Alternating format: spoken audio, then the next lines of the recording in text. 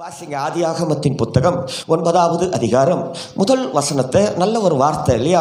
பின்பு தேவன் நோவாவையும் அவன் குமாரரையும் ஆசீர்வதித்து நீங்கள் பலுகி பெருகி பூமியை நிரப்புங்கள். நல்ல வார்த்தை, நல்ல வார்த்தையை சொல்றாரு இல்ல?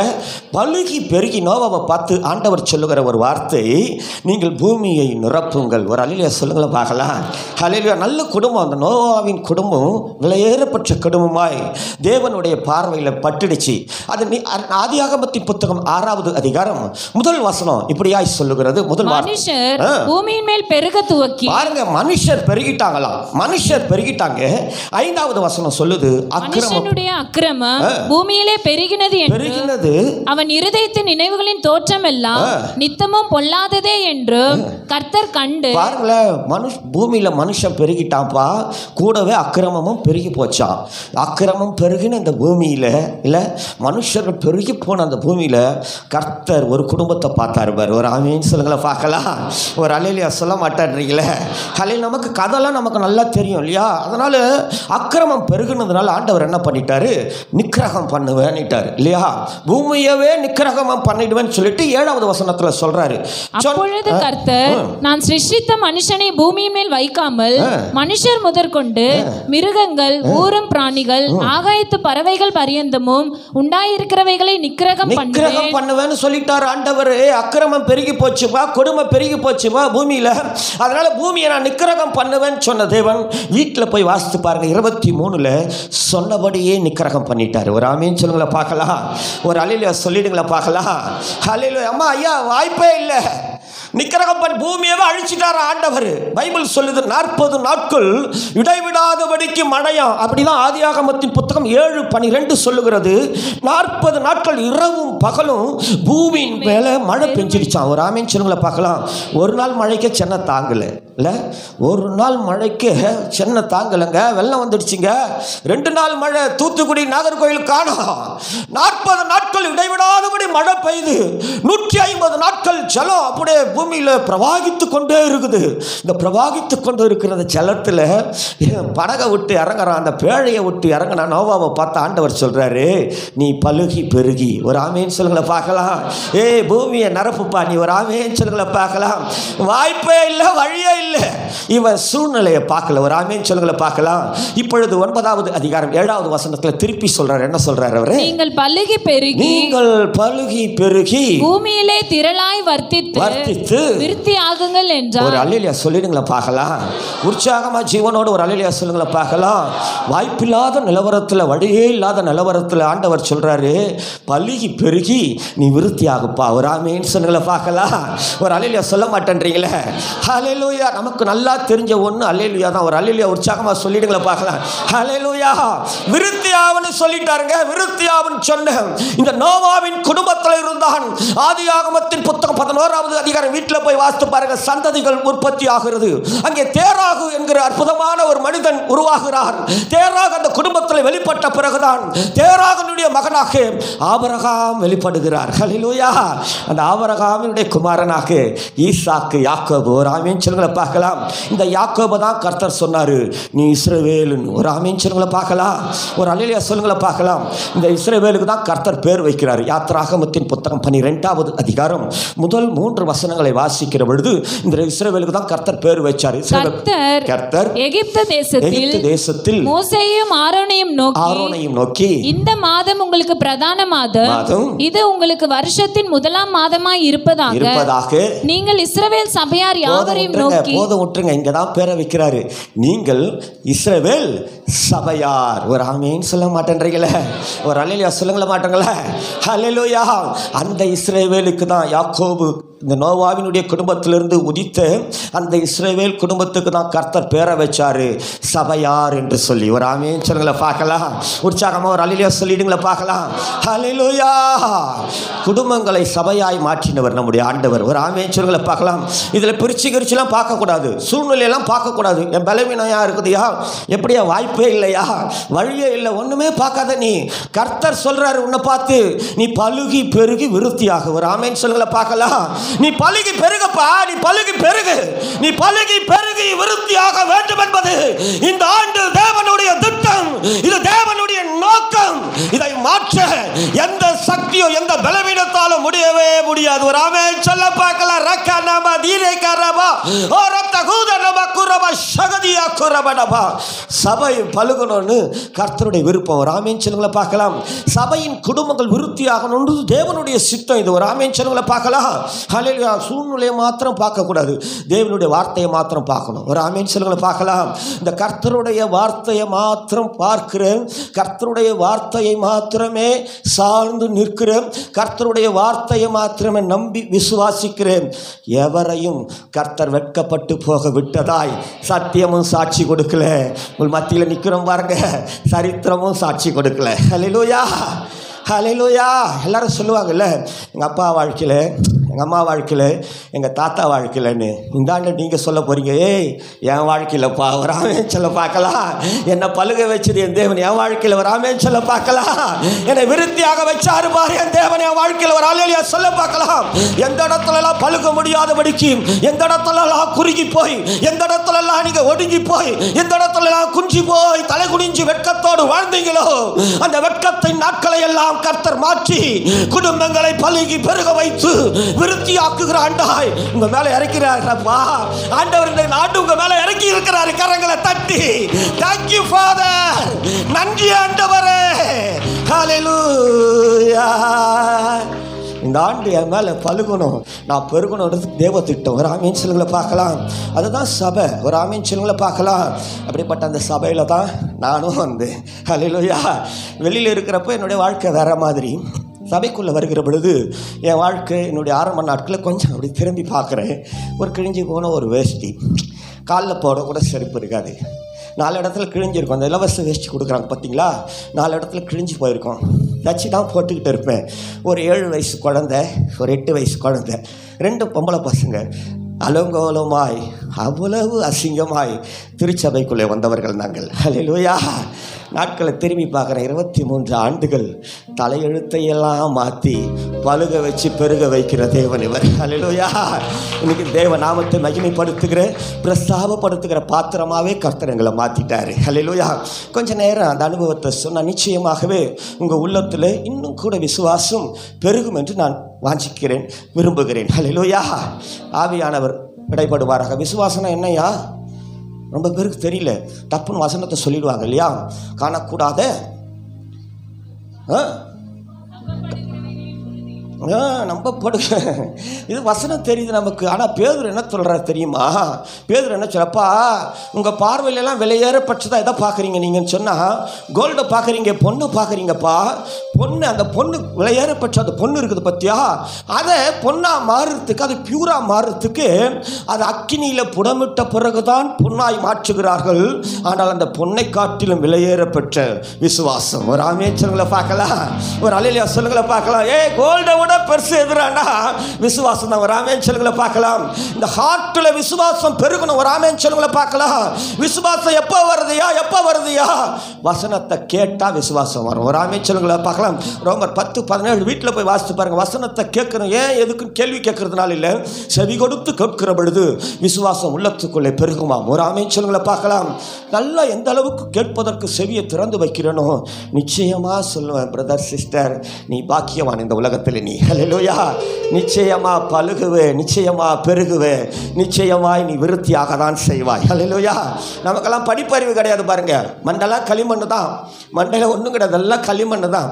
19 வயசுலேயே நான் ஜெயிலுக்கு போயிட்டுவேன். ஜெயிலுக்கு போயிட்டு அப்புறம் பெயிலில் வருகிற சமயத்தில் எனக்கு திருமணம் முடித்து நானே லவ் பண்ணி ஒரு பெண்ணை கல்யாணம் பண்ணிக்கிட்டு 2 பெண் குழந்தையும் பிறந்துச்சு. இப்போ 31 வயசில் தான் என்னுடைய தண்டனையின் ஆண்டு காலம் முடித்து 31 வயசில் தான் ஜெயிலை விட்டு நான் வெளியில் வந்தேன். வெளியில் வந்து பார்த்தா என் மனைவிக்கு படாத பாடு. குடும்பத்தை நடத்த முடியல. அவ்வளவு போராட்டம், வீட்டு வேலைலாம் செஞ்சு, இந்த சமையல் இதில் போயிட்டு சமையல் வேலை செஞ்சு, கல்யாண சத்திரத்தில் எப்படியோ வேலைலாம் செஞ்சு என் பிள்ளைகளை பார்த்துக்குவாங்க. எனக்கும் மனு போட்டு என்னோடய தேவைகளை சந்திப்பாங்க. அதிக முறை என் மனைவி சொன்ன ஒரு வார்த்தை, என் பிள்ளைகளுக்கு சாப்பாட்டுக்கு வழி இல்லைன்னு சொன்னாக்கா, அதுங்களுக்கு சாப்பாடு கொடுக்க முடியலன்னு சொன்னால் இந்த மாட்டுக்கு சத்துணவு மாவு எடுத்துகிட்டு போய் போடுவாங்களாம். அதெல்லாம் வாங்கிட்டு கலக்கி என் குழந்தைங்களுக்கு கஞ்சி மாதிரி காய்ச்சி கொடுப்பேன்னு சொல்லிட்டு ரொம்ப வேதனையோடு சொல்லுவாள் என் மனைவி. ஒவ்வொரு நாளும் ஜெயிலில் வரும்பொழுதெல்லாம் என்னை பார்த்து கேட்பா, எப்போ நீங்கள் வருவீங்கன்னு. என் பிள்ளைங்களாம் அழுவோம், சீக்கிரம் வாப்பா, கை குழந்தை ஒன்று இன்னொன்று இவ்வளோண்டு கூட்டின்னு வருவா, பார்த்து அழுதுகிட்டே இருக்கோம், வந்துடுவோமான்னு. அதே போல் நான் வந்துட்டேன். 12 ஆண்டுகள் 9 மாதங்கள் ஜெயிலில் இருந்ததுக்கு அப்புறம் வெளியில் வந்துட்டேன். வெளியில் வரும்பொழுது ஒரு நல்ல ஒரு முடிவு. வெளியில் போய் நான் என் குடும்பத்துக்காக, என் மனைவி பிள்ளைகளுக்காகவே வாழணும்னு சொல்லிட்டு ஒரு தீர்மானத்தோடு கூட தான் வெளியில் வந்தேன். வெளியில் பார்த்திங்கன்னா சிட்டி ஹார்ட் சென்டரில் இருந்தவன், நான் சென்ட்ரல் மெட்ராஸில் இருந்தவன். அதனால் ரொம்ப பிரச்சனைகள், போராட்டங்கள், என்னை சாகடிக்கணும்னு சொல்லிட்டு என் மச்சானங்களாம் தேடிக்கிட்டு இருந்தேன். அந்த காலகட்டத்தில் என் கூட எப்பவுமே ஒரு 3 பேர் இருப்பாங்க. இப்போ குடிகாரனாக மாறிட்டேன். நான் குடிக்கணும், என் கூட இருக்கிறவங்க குடிக்க ஆரம்பித்ததுனால அப்படி எனக்கும் பழக்கமாகி போச்சு. நல்லா ரொம்ப ஓவராக போச்சு குடி. இப்போ வீட்டை பற்றிலாம் நினைப்பே இல்லாத அந்த காலகட்டத்தில் ஒரு நாள் என் கூட இருக்கிற என்னுடைய நண்பர்கள் சொன்னாங்க, இப்படியே சிட்டியில் சுற்றிக்கிட்டு இருந்தால் தான் பிரச்சனையாக இருக்குது. எனக்கு தெரிஞ்சு பல்லாவரம் தாண்டி செமீன் பல்லாவரம் சொல்லிட்டு ஒரு பகுதி, கொஞ்ச நாள் நம்ம அங்கே போய் இருப்போம், எல்லா பிரச்சனையும் முடிஞ்ச பிறகு திரும்பி சிட்டிக்குள்ளே வந்துடலான்னு சொல்லிட்டு அவங்க சொன்னாங்க. அன்றைக்கி அதுதான் சரின்னு சொல்லிட்டு நான், என் மனைவி, என்னுடைய 2 பெண் குழந்தைகள், 3 நண்பர்களோடு அந்த கிராமத்துக்கு போயிட்டோம். போன இடத்துல பார்த்தீங்கன்னா சாப்பாட்டுக்கெல்லாம் ஒன்றும் பிரச்சனை இல்லை. போன இடத்துல ஒரு மாதத்துக்கு அப்புறம் குடிக்கிறதுக்கு பணம் இல்லாமல் போயிடுச்சு. ஏன்னா எதையும் நாங்கள் சேர்த்து வைக்கல. அன்னைக்கு அதை குடிச்சிட்டு அன்னைக்கு ஜாலியாக இருந்ததுனால போன இடத்துல எங்களால் ஒன்றுமே செய்ய முடியல. அப்படிப்பட்ட அந்த சூழ்நிலையில் எங்களுக்கு அடைக்கலம் கொடுத்த அந்த குடும்பத்தில் இருக்கிற அந்த சகோதரர் ஒரு காரியத்தை சொன்னார். எங்கள் ஊரில் ஒருத்தர் இப்படி இருந்தார். அவருக்கு பலவிதமான டார்ச்சர் வந்த பொழுது அவர் ஒரு காரியத்தை பண்ணார். தன்னுடைய உடல் உறுப்பை, தன்னுடைய சிறுநீரகத்தை போய் ஒரு ஹாஸ்பிட்டலில் அவர் தானம் பண்ணிட்டார். அப்படி தானம் பண்ணதுனால அவருக்கு ஒரு சர்டிஃபிகேட் கொடுத்தாங்க. அதை கொண்டு வந்து எஸ்பி ஆஃபீஸில் கொடுத்து, ஐயா நான் என் உடல் உறுப்பை தானம் பண்ணியிருக்கிறேன், என் மனைவி பிள்ளைகளோடு நான் திருந்தி வாழணும்னு நினைக்கிறேன், எனக்கு ஒரு வாய்ப்பு கொடுங்கன்னு சொன்ன பொழுது, கருணையின் அடிப்படையில் நீங்கள் செஞ்ச தப்புக்கு கோர்ட்டு என்ன தான் தண்டனை கொடுக்குறதோ அதை ஏற்றுக்கணும், இதுக்கு மேலே நீங்கள் தப்பே செய்யக்கூடாதுன்னு சொல்லி எழுதி வாங்கிட்டு அவர் திருந்தி வாழறதுக்கு ஒரு வாய்ப்பு கொடுத்தாங்க. 2வது தன்னுடைய சிறுநீரகத்தை அவர் தானம் பண்ண அவருக்கு கொஞ்சம் பணமும் கொடுத்தாங்க. அதை கொண்டு வந்து ஒரு சைக்கிள் கடை வச்சுக்கிட்டு இன்னைக்கு மனைவி பிள்ளைகளோட அவர் சந்தோஷமா இருக்கிறார், நீங்களும் ட்ரை பண்ணலாம்னு சொல்லிட்டு சொன்னாங்க. எனக்கு இந்த பிரச்சனைலாம் 2வது தான். இந்த கிட்னி வித்தா பணம் கொடுக்குறாங்கன்னு சொன்னாங்க பாருங்க, இதுதான் பட்டுன்னு மைண்டில் செட் ஆகி போச்சு. எனக்கு பணம் தேவை. அன்னைக்கு சரி ட்ரை பண்ணுங்கப்பான்னு சொன்ன பொழுது சென்னையில் இருக்கிற ஒரு பிரபலமான மருத்துவமனையில் அவங்க இல்லீகல் ஆட்களை வச்சு ட்ரை பண்ணாங்க. இந்த சிறுநீரகத்தை எடுக்கிறதுக்கு முன்னாடி அது தகுதி வாய்ந்ததான் சில டெஸ்ட்லாம் பண்ணுவாங்க. அன்னைக்கு அந்த டெஸ்ட்டுக்கு நான் போக வேண்டிய சூழ்நிலை, ஏன்னா எந்த ஃபெயிலியர் ஆச்சுன்னா தான் யாரையாச்சும் அனுப்ப முடியும். அன்னைக்கு போய் எடுக்கப்பட்ட அந்த டெஸ்ட்டில் என்னுடைய சிறுநீரகம் எடுப்பதற்கு தகுதி உள்ளதுன்னு சொல்லி ரிசல்ட் வந்துச்சு. ஹாஸ்பிட்டல் நிர்வாகம் என்னை அடைத்து என் சிறுநீரகத்துக்காக அவர்கள் 50,000 ரூபாய் விலை பேசி என் சிறுநீரகத்தை வாங்கி கொண்டார்கள். அம்மா ஐயா, குடிக்காகவே நான் என் கிட்னி 50,000 ரூபாய்க்கு வச்சு ஒரு நாற்றமெடுத்த ஒரு புண்டம், குடும்பத்தை நினச்சதே கிடையாதுங்க. ஒரு நாள் கூட என் மனைவி பிள்ளைகளை நேசிச்சதே கிடையாது. நான் என்னுடைய நோக்கமெல்லாம் குடிக்கணும், நான் குடிக்கணும், என் கூட இருக்கிறவங்க குடிக்கணும். இப்படிப்பட்ட குடிகாரனை தான் இந்த 2024ஆம் ஆண்டின் துவக்கத்தில் உங்கள் குடும்ப ஆசீர்வாத கூட்டத்தில் ஆசீர்வாதத்தின் பாத்திரமா இந்த தேவன் உங்கள் மத்தியில் கொண்டு வந்து நிறுத்தி இருக்கிறார். ஹல்லேலூயா, ஹல்லேலூயா, ஹல்லேலூயா. அம்மா ஐயா, நம்மளுக்கு விளங்காது இதெல்லாம். ஒரு ஆமேன்சர்களை பார்க்கலாம், நமக்கு ஒன்றும் புரியாது. இது ஒரு ஆமேன்சர்களை பார்க்கலாம். ஹல்லேலூயா. உலகத்தில் எந்த மனுஷனையும் பிரகாசிப்பிக்கிற மெய்யான ஒளி அவர் ஒருத்தர் தான். அம்மா ஐயா, அவர் ஒருத்தர் தான். யாரையும் உங்கள் பார்வையில் எடை போட்டுறாதீங்க. ஒருவேளை உங்கள் குடும்பத்துக்குள்ளே ஒருவேளை குடிகார பசங்க என்ன மாதிரி யாருனா இருந்தா, உங்கள் கணவர் ஒருவேளை குடிகாரனாக இருந்தா, தயவு செய்து தப்பாக எடை போட்டுறாதீங்க.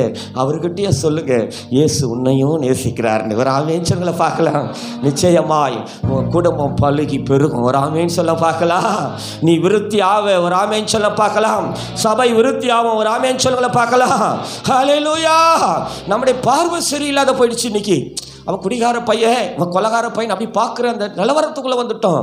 வேணாம், கர்த்தர் நம்மையும் நம்முடைய குடும்பத்தையும் நேசிக்கிறவர். ஒரு ஆமேன் சொல்லுங்களை பார்க்கலாம். பணம்லாம் நண்பர்கள் கிட்ட தான் ஒரு 3-3.5 மாதம் பணம் காலியாக அந்த ஸ்டேஜ். ஒரு நாள் எங்களுக்கு அடைக்கலம் கொடுத்த அந்த குடும்பத்தில் இருக்கிற அந்த சகோதரி அவங்க கணவர்கிட்ட சொல்கிறாங்க, பணம் காலியாக போது நிச்சயமாக இந்த ஆள் அடுத்தது அவங்க பொண்டாட்டி கிட்ட விற்கிறது கூட தயங்க மாட்டான், தயவு செய்து இந்த ஆளை ஊரை விட்டு அனுப்பிடுறேன்னு சொல்லிட்டு அவங்க பேசுனது என் காதில் விழுந்துடுச்சு. என் காதில் விழுணுன்றதுக்காகவே அன்றைக்கி அவங்க கொஞ்சம் சவுண்டாக பேசிட்டாங்க. நான் பார்த்தேன் அவங்கள அனுப்பிச்சிட்டு அசிங்கம், நம்மளா ஜென்டலாக வீட்டை விட்டு வெளியே போயிடலான்னு சொல்லிட்டு அன்றைக்கி நான், என் மனைவி, என்னுடைய 2 பெண் குழந்தைகள், 3 நண்பர்களும் அந்த வீட்டை விட்டு நாங்கள் வெளியில் வந்துட்டோம். வாழ்விலும் சாவிலும் என் கூடவே இருப்பேன்னு சொல்லி நல்ல நண்பர்கள், 8 ஆண்டுகள் அநேக பாவங்களை ஒன்றாய் செய்தவர்கள். இப்போ அவங்க பார்த்தாங்க, இவன் கிட்னியை வித்துட்டா, இதுக்கு மேலே இவன் கூட இருக்கிறது வேஸ்ட்டுன்னு சொல்லி என்னை விட்டுட்டு போயிட்டாங்க. இப்போ நான், என் மனைவி, என்னுடைய 2 பெண் குழந்தைகள் எங்கே போகிறதுன்னு தெரியல. அந்த கிராமத்தில் நாங்கள் ஒரு 7-8 மாதத்துக்கு மேலே இருந்ததுனால நிறைய பேர் எங்களை பற்றி விசாரிச்சிருக்கிறாங்க, யார் இவங்க புதுசாக இருக்கிறாங்கன்னு. அப்போ எங்கள் சூழ்நிலையெல்லாம் சொல்லியிருக்கிறாங்க. அப்போவே சிலர் எங்களை அனுப்பிச்சுன்னு சொல்லியிருக்கிறாங்க. ஆனால் சிலர் என் மீதும் என் பிள்ளைகளின் மீதும் இறக்கப்பட்ட சில நல்ல நண்பர்கள் பாவம் இருந்துட்டு போட்டோன்னு சொன்னவங்க அந்த கிராமத்தில் இருக்கிறாங்க. அதில் ஒருத்தருக்கு பேர் அன்புன்னு சொல்லிட்டு, அப்போ அது டெவலப் ஆகாத ஏரியா, மண் ரோடு. நாங்கள் நடந்து வருகிற பொழுது அவர் எதிர்க்க பைக்கில் வர எங்களை பார்த்துட்டாரு. பைக்கை நிறுத்திட்டு, பிரதர் எங்கே போகிறீங்க அப்படின்னாரு. அந்த வீட்டில் இந்த மாதிரி பேசிக்கிட்டாங்க, இதுக்கு மேலே அங்கே இருந்தால் நல்லா இருக்காதுன்னு சொல்லி கிளம்பிட்டோன்னு. சரி, எங்கே உங்கள் ஃப்ரெண்ட்ஸ் எல்லாம் எல்லாம் அவங்க ஊருக்கு போயிட்டாங்கன்னு. நீங்கள் எங்கே போகிறீங்க? எங்கே போகிறது தெரியல பிரதர், கையில் ஒன்றும் பணம் இல்லைன்னு சொல்லிட்டு சொன்னேன். அப்போ தான் அவர் என்னை பார்த்து கேட்டார், நான் கேட்குறேன்னு தப்பாக நினைக்காதீங்க, என்னைக்காச்சும் உங்கள் குழந்தைகளை குறித்து நினச்சி பார்த்துருக்கிறீங்களா? 2 பொம்பளை பசங்கய்யா, பார்க்குறதுக்கு எவ்வளோ அழகாக இருக்குது பாருன்னு சொல்லிட்டு சொன்னார். என் கூடவே இருந்த என்னுடைய பிள்ளைகள் தான். நான் ஒரு நாள் கூட என் பிள்ளைகள் என்கிற உணர்வோடு என் பிள்ளைகளை நான் பார்த்ததே கிடையாது. அவர் கேட்டதுக்கு அப்புறமா தான் அப்படி திரும்பி பார்க்குறேன். தலையில் எண்ணெய் இல்லாமல் கிழிஞ்சி போன ட்ரெஸ்ஸை போட்டுக்கிட்டு என் மனைவியின் கை என் பிள்ளைங்க பிடிச்சிட்டு இருக்கிறத பார்க்கும்போது எனக்கே கொஞ்சம் கஷ்டமாக தான் போச்சு. கஷ்டமாக தான் இருக்குதுன்னு. அப்போ அவங்க சொன்னாங்க, நீங்கள் கிளம்பிட்டீங்க, உங்களை தடுக்க விரும்பலை, நீங்கள் உங்களுக்காக இல்லைனாலும் உங்கள் பிள்ளைகளுக்காக நீங்கள் எதையாச்சும் செய்யணும்னு நினச்சா பக்கத்தில் தான் என் வீடு, ஒரு 10 நிமிஷம் வாங்கலை பேசலாம்னு சொல்லிட்டு அவர் சொன்னார். எனக்கு வேறு வழி இல்லாததுனால அன்றைக்கி அவங்க வீட்டுக்கு போயிட்டேன். போய் உட்காந்துக்கிட்டேன், காஃபிலாம் கொடுத்துட்டு அவங்க ஒய்ஃபோட அவர் பேச போயிட்டார். ஒரு 1/2 மணி நேரம் கழித்து வந்து அவர் சொன்னார், ஐயா நீங்கள் கிளம்பிட்டீங்க, ஆனால் ரொம்ப நாளாக உங்கள் பிள்ளைகளை பார்க்குறப்ப என் மனைவி சொல்லிக்கிட்டே இருப்பா, பாரு அது இங்கே எவ்வளோ அழகாக இருக்குதுன்னு சொல்லிட்டு. ஏன்னா எங்களுக்கு குழந்தைங்களே கிடையாது, நீங்கள் வேணால் ஒன்று பண்ணுங்களேன், உங்கள் சூழ்நிலையெல்லாம் முடிச்சுட்டு உங்கள் பிரச்சனைலாம் முடிச்சுட்டு நீங்கள் திரும்பி வர வரைக்கும் நீங்கள் விரும்பினா உங்கள் பிள்ளைகளை எங்கள் வீட்டில் விட்டுட்டு போங்க, இதுங்களை எங்கள் பிள்ளைகளை போல் நாங்கள் ஸ்கூலில் சேர்த்து நாங்கள் படிக்க வைக்கிறோம்னு சொல்லிட்டு அவங்க சொன்னாங்க. நான் உடனே என் ஒய்ஃபை கேட்குறேன்னு சொல்லிட்டு என் மனைவியை வெளியே கூட்டு போய், நம்ம குழந்தைங்களை கேட்குறாங்களே கொடுத்துடலாமான்னு. என் மனைவி சொன்னால், பேசாத கொடுத்துடலாங்க, நம்மளும் ஹாஸ்டலில் சேர்க்கணும் ட்ரை பண்ணிக்கிட்டு இருக்கிறோம், நிறைய ப்ரொசீஜர் கேட்குறாங்க, ஆனால் இவங்க வந்து படிக்க வைக்கிறேன்னு வேறு சொல்கிறாங்க, ஒருவேளை திரும்பி நீங்கள் உள்ளே போயிட்டா கூட நான் போய் பிள்ளைகளை அங்கேயே ஒரு வீட்டு வேலை செஞ்சு தங்கி கூட பிள்ளைகளை பார்த்துக்கிறேங்க, பசங்க படிக்கணும்னு சொல்லிட்டு என் மனைவி சொன்னாங்க. நான் சொன்னேன், கையில் ஒன்றும் இல்லாமல் கிளம்பிட்டோம், ஏதாச்சும் பணம் கொடுப்பாங்களா கேட்கலாமான்னு கேட்ட பொழுது என் மனைவி என்னை எதிர்த்தெல்லாம் பேசலை. அவங்கக்கிட்ட போய் சொன்னோம், ஐயா ஒன்றும் இல்லை, சிட்டிக்குள்ளே போக முடியாது, இந்த பக்கம் எங்கன்னா போனோன்னா கூட கையில் ஒன்றும் இல்லை சொன்ன பொழுது அன்னைக்கு என் 2 பெண் பிள்ளைகளை அவங்க வீட்டில் விட்டுட்டு அவங்க கையில் நான் வாங்கின பணம் 5000 ரூபாய். அதை வாங்கின உடனே அந்த பல்லாவரத்தில் என் கால் போன இடம் ஒரு ஒயின் ஷாப் தான். சாப்பிட்டுட்டு அப்போ அங்கேருந்து பஸ்ஸை பிடிச்சி தாம்பரத்தில் இறங்கிட்டு, கிழக்கு தாம்பரத்தில் 51Aன்னு சொல்லிட்டு ஒரு பஸ்ஸை பிடிச்சி அகரம் தென் என்கிற கிராமத்தில் போய் இறங்கிட்டோம். கையில் ஒரு 4600 ரூபாய் பணம். வீடு தேட ஆரம்பித்தேன். 300 ரூபாய் வாடகையில் 1000 ரூபாய் அட்வான்ஸில் ஒரு சின்ன ஒரு ஓலை வீடை வாடகை எடுத்துகிட்டு ஒரு 1500 ரூபாய்க்கு சமையல் சேர்த்துக்கு சின்ன சின்ன பாத்திரங்களெல்லாம் வாங்கி வச்சுட்டு சுற்றி இருக்கிற பகுதிகளில் தேட ஆரம்பித்தேன். இப்போல்லாம் சின்னதாக பண்ணுறாங்க. அப்போ எனக்கு இதுலேருந்து இது வரைக்கும் லேசரில் பண்ணி இப்படி சாஞ்சி தான் நடப்பேன், வெயிட்லாம் தூக்கக்கூடாதுன்னு சொல்லிட்டாங்க. ரொம்ப சிம்பிளான வேலை, வாட்ச்மேன் வேலை தான் தேடினா அந்த வேலை கூட கிடைக்கல. சூரிட்டி வேணும், ரேஷன் கார்டெல்லாம் வேணும்னு சொல்லிட்டாங்க. ரொம்ப கஷ்டம். நான் மிகைப்படுத்தி சொல்ல விரும்பலை. அன்றைக்கி என்னுடைய வாழ்க்கை தரம் டெட்லைன் எனக்கே பிடிக்கல. என் ஒய்ஃப் கிட்ட போய் சொன்னேன், ரொம்ப கஷ்டமாக இருக்குதுமா அப்படின்னு சொல்லிட்டு சொன்னேன். எல்லாத்தையும் விட்டுட்டு நீங்கள் மாத்திரம் போதுன்னு சொல்லி என் பின்னால் வந்த என் மனைவி சொன்ன ஒரு வார்த்தை, பசங்க நம்ம செத்து போயிடலாங்கன்னு சொல்லிட்டு சொன்னாங்க. நான் சொன்னேன், 2 பொம்பளை பசங்கம்மா, அதுங்களை விட்டுட்டு எப்படி சாவது? நான் ஏற்கனவே அந்த முடிவோடு தான் இருந்தேன், செத்துணும்னு சொல்லிட்டு தான். அதனால் நம்ம ஒன்று பண்ணலாமா, பேசாத போய் கொடுத்த இடத்துலேருந்து குழந்தைங்களை வாங்கிட்டு வந்துடலாம், குடும்பமாகவே சேர்ந்து செத்துடலாமான்னு சொல்லிட்டு முடிவு பண்ணி அந்த அலுமினிய பாத்திரங்களை நசுக்கி கடையில் போட்டால் 60 ரூபா கொடுத்தாங்க. அதை வாங்கிட்டு ஜமீன் பல்லாவரம் வந்து குழந்தைங்களை கொடுத்த இடத்துல போய் கேட்டோம். 2 நாள் மாத்திரம் பிள்ளைகளை கொடுங்க, சந்தோஷமாக வச்சுட்டு நாங்கள் திருப்பி கொடுத்துட்றோம். ஏன்னா என் நண்பர் பாம்பேயில் இருக்கிறார், வர சொல்லிட்டாரு. திரும்பி நாங்கள் சிட்டிக்குள்ளே வரப்போகிறதுன்னு சொன்ன பொழுது அவங்க கொடுக்க மாட்டேன்னு சொல்லிட்டாங்க. ஏன்னா பணம்லாம் 2வது தான் பிரதர், பசங்களுக்கு ஸ்கூல் ஃபார்ம்லாம் வாங்கிட்டோம், அதுக்கு அங்கிள் ஆண்டின் மைண்ட் செட் ஆகுது, ஏன் டிஸ்டர்ப் பண்ணுறீங்கன்னு சொல்லிட்டு ஒரு மாதிரி பேச ஆரம்பிச்சிட்டாங்க. ஆனாலும் பக்கத்தில் என் மனைவி அழுதுட்டு இருக்கிறத பார்த்துட்டு ஒரு வார்த்தை சொன்னாங்க, நீங்கள் பாம்பேக்கு தனியாக தான் போகிறீங்க, பிள்ளைகளுடைய எதிர்காலத்தை பாழாக்க மாட்டேங்கிற நம்பிக்கையில் வேணா ஒன்று சொல்கிறோம், உங்கள் வீடு எங்களுக்கு தெரியும், வீடை காட்டுங்க, பிள்ளைகளை கொண்டு வந்து உங்கள் வீட்டில் விட்டுட்டு நாங்களே 2 நாள் கழித்து திரும்பி வந்து பிள்ளைகளை கூப்பிட்டு போயிடறோன்னு சொல்லிட்டு அந்த அகரம் தென் என்கிற கிராமத்தில் வந்து என் பிள்ளைகளை விட்டுட்டு அவங்க போயிட்டாங்க. இப்போ 2 நாளுக்குள்ளே நாங்கள் செத்தே ஆக வேண்டிய கட்டாயத்தில் இருக்கிற கடைசி நாள். அம்மா ஐயா, பாய்சன் வாங்க கூட கையில் பணம் கிடையாது. தேவன் கொடுத்து என்னுடைய நல்ல குடும்பம் இன்றைக்கி சாகிற அந்த கடைசி நிமிஷத்தில் எப்படி சாகடிக்கிறதுன்னு தெரியல. ஃபுல் பீட்டில் இருக்கிற கர்த்தர் பார்க்குறாரு. அன்றைக்கி நைட்டு நாங்கள் யோசித்தோம், நம்ம எப்படி வேணால் செத்துடலாம், ஆனால் என் பிள்ளைங்க நாங்கள் செத்து எங்கள் பிள்ளைங்க பழச்சிக்கிடுச்சுன்னா அதுங்களை யார் இந்த உலகத்தில் நேசிப்பா? என் பிள்ளைகளை எங்கள் வீட்டிலையும் நேசிக்கல, அவங்க வீட்டிலையும் நேசிக்கலையே, நமக்கு அப்புறம் அதுங்க ரொம்ப கஷ்டப்படுமே, முதல்ல அதுங்களை சாகடிச்சிடுவோம், பிறகு நம்ம செத்துடலான்னு சொல்லிட்டு அன்றைக்கி நைட்டு என் பிள்ளைகளை சாகடிக்காக நிறைய முயற்சிகளை செஞ்சோம். ஆனால் அதிலெல்லாம் என் மைண்டு செட் ஆகலை. இப்படிப்பட்ட கொடூரமான காரியத்தெல்லாம் செய்ய வேணாம், பொழுது விடிஞ்சா வேறு எதனா வழி கிடைக்கதா பார்க்கலான்னு சொல்லிட்டு மறுநாள் காலையில் எழுந்து தேடின பொழுது பக்கத்தில் மாடம்பாக்கம் சொல்லிட்டு ஒரு கிராமம், அந்த கிராமம் அது ஒரு ஏரி, அந்த ஏரிக்கரையில் அரளி செடிங்க. இந்த ஆடு மேய்க்கிற பசங்களை கேட்டு அரளி தான் கன்ஃபார்ம் பண்ணிக்கிட்டு அந்த காய்களெல்லாம் பறிச்சுட்டு வந்துட்டேன். பறிச்சுட்டு வந்து வீட்டில் வச்சு நசுக்கி வாயில் தொட்டு பார்த்தா கசப்பு. நான் சாப்பிட்ருவேன், என் மனைவி சாப்பிட்ருவாங்க, என் பிள்ளைகளுக்கு இது எப்படி கொடுக்குறதுன்னு தெரியல. சாப்பிட்டுட்டு கசப்புன்னு சொல்லி துப்பிட்டா நாங்கள் செத்து எங்கள் பிள்ளைங்க பிழைச்சிக்கோமே, என்ன பண்ணுறதில்ல. என் லைஃப்பில் நான் அதிகமாக அழுததெல்லாம் கிடையாது. அன்றைக்கி ஃபஸ்ட் டைம் நான் அழ ஆரம்பிச்சிட்டேன். எதுக்குன்னா என் குடும்பத்துக்காக நான் அழ ஆரம்பிச்சிட்டேன். நான் செஞ்ச பாவம், எவ்வளவோ பாவம் செஞ்சு எவ்வளவோ அக்கிரமம் செஞ்சுருக்கிறேன். ஆனால் இதுக்கெல்லாம் பிராயச்சித்தம் நிறைய இடத்துக்கும் போயிருக்கிறேனே. ஆனால் இன்றைக்கி நான் செஞ்ச பாவமோ நான் செஞ்ச அக்கிரமமோ என் மனைவியவோ என் பிள்ளைகளையும் சாகடிக்கிறேன் கொடூரமான நிலைமைக்கு கொண்டு வந்துடுச்சு. உலகத்தில் தெய்வமே இல்லையா? இல்லை அதுக்கு தான் கண் இல்லையா? எனக்கு சாகிறதுக்கு கூட ஒரு நல்ல வழியை காட்டலேன்னு சொல்லி இதெல்லாம் நினச்சி எனக்கு அழுக வந்துடுச்சு. என் ஒய்ஃபும் அழுதுட்டுருக்குறாங்க. என் 2 பசங்களுக்கு ஒன்றும் தெரியாது, வீட்டுக்குள்ளே ஓரமாக விளையாடிட்டு இருக்குதுங்க. அன்பான தேவனுடைய பிள்ளைய, எந்த ஒரு மனுஷனுடைய உள்ளத்தில் நான் செஞ்சதெல்லாம் பாவையா, நான் செஞ்சதெல்லாம் அக்கிரமோன்னு சொல்லிட்டு எந்த உள்ளெல்லாம் உணர்வு பெற்று தடுமாறுகிறதோ என்னால் நிச்சயமாக சொல்ல முடியும், தேவன் பார்த்து கொண்டு சும்மாவே இருக்க மாட்டாருங்க. என் வீட்டுக்கு ஒரு அம்மாவை அனுப்பிச்சி விட்டார் பாருங்க. கதவு தட்டுறாங்க, வாசலை திறந்து பார்த்தா ஒரு வயசான அம்மா.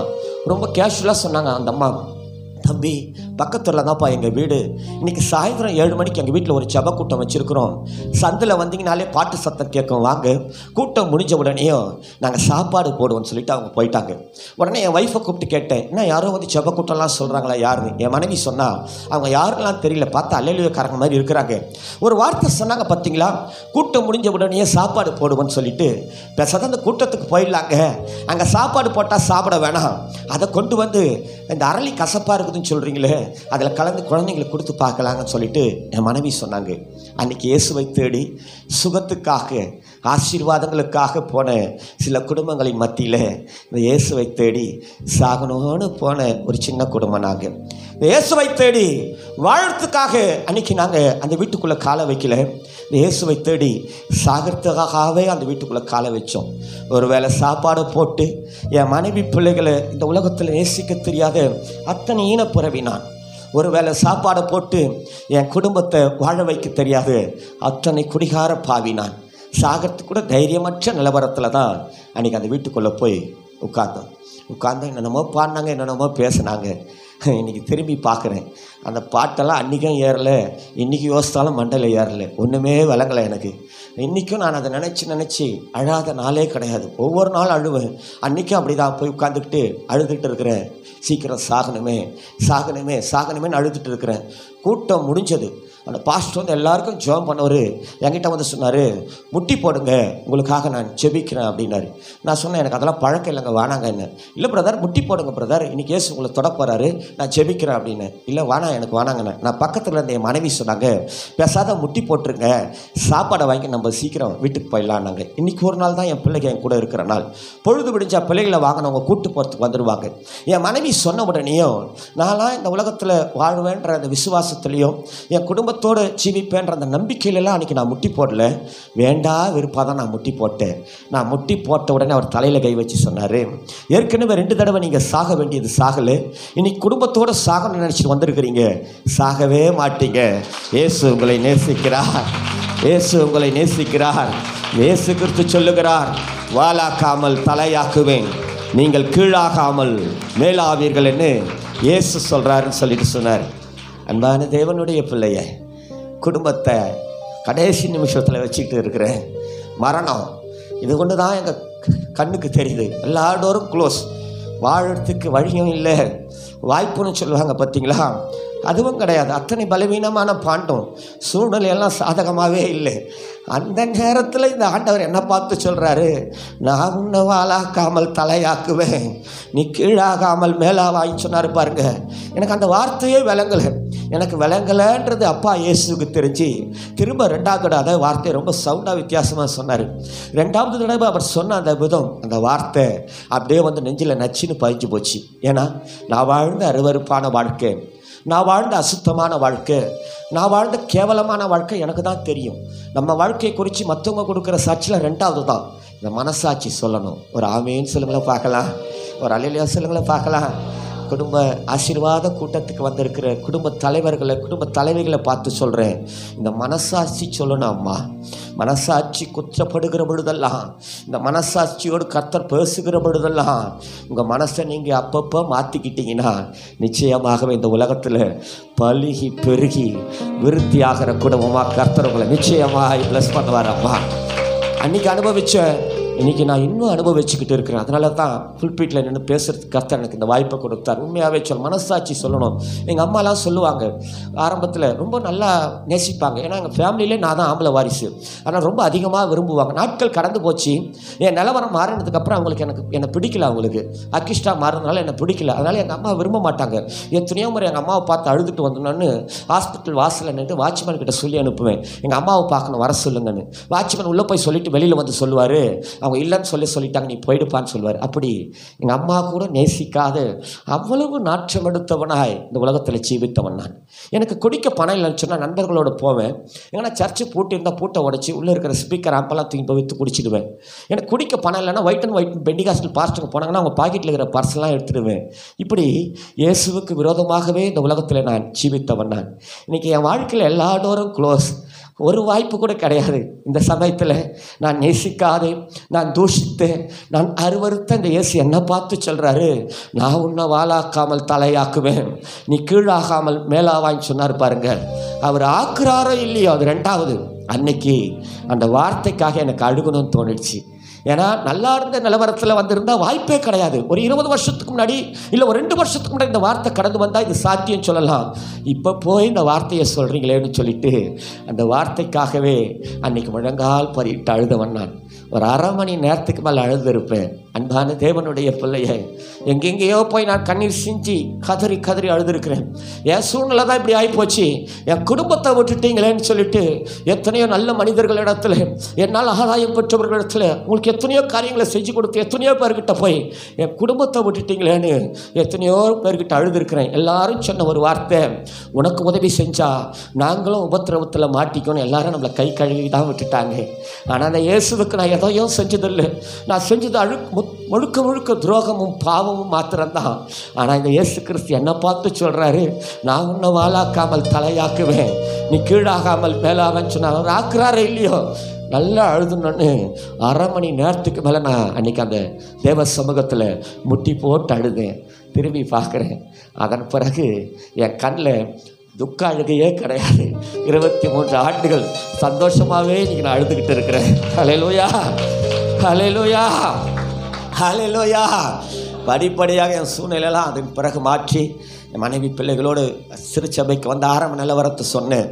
ஒரு கிழிஞ்சி போன ஒரு வேஷ்டியை கட்டிக்கிட்டு தான் திருச்சபைக்குள்ளே நான் நுழைந்தவன். இன்று என் பெரிய மகள் பிஎஸ்சி பிஎட் எம்எஸ்சி எம்ஃபில் அவங்க பிஹெச்டி எடுக்கணும்னு நினச்சாங்க. அந்த சமயத்தில் கவர்மெண்ட் ஸ்கூலில் 10th டீச்சர் அவங்க. திருமணம் முடித்து என் பெரிய மகளுக்கு ஒரு பெண் குழந்தை உண்டு. என் சின்ன மகள் நர்ஸு, திருமணம் முடித்து அவர்களுக்கும் ஒரு பெண் குழந்தை உண்டு. கர்த்தர் நம்மளை தாத்தாவாக மாற்றிட்டார் இன்றைக்கி. ஹல்லேலூயா. அன்பான தேவனுடைய பிள்ளைய, அன்பான தேவனுடைய உறவே, சபைக்குள்ளே வருகிற எவரையும், சபைக்குள்ளே வருகிற ஒவ்வொரு குடும்பத்தையும் கரிசனையோடு பார்க்கிற ஒரே தேவன் நம்முடைய ஆண்டவர் தான். ஒரு ஆமென் சொல்லுங்களை பார்க்கலாம், ஒரு அல்லேலூயா சொல்லுங்களை பார்க்கலாம். அதனால் சொல்கிறேன், உங்கள் சூழ்நிலையை பார்க்காதீங்க, உங்கள் பலவீனத்தை பார்க்கவே பார்க்காதீங்க. வழியே இல்லைப்பா, வாய்ப்பே இல்லைப்பா பார்க்காதீங்க. இந்த தேவனுடைய வார்த்தையை பாருங்கள், பலுகி பெருகி நிச்சயமாகவே நீங்கள் விருத்தி ஆவீர்கள். ஒரு ஆமென் சொல்லுங்களை பார்க்கலாம், ஒரு அல்லேலூயா சொல்லுங்களை பார்க்கலாம். ஹல்லேலூயா. ஆதியாகமத்தின் புத்தகம் 56வது அதிகாரத்தில் முதல் வசனத்தில் ஆண்டவர் சொல்ற ஒரு நல்ல ஒரு வார்த்தை, ஈசாக்கை பார்த்து சொல்லுகிற ஒரு வார்த்தை உண்டு. ஆபிரகாமின் நாட்களில் உண்டான பஞ்சத்தை அல்லாமல் பின்னும் ஒரு பஞ்சம், பெரிய பஞ்சம் தேசத்துல, ஒரு பெரிய பஞ்சம், பெரிய பஞ்சம்.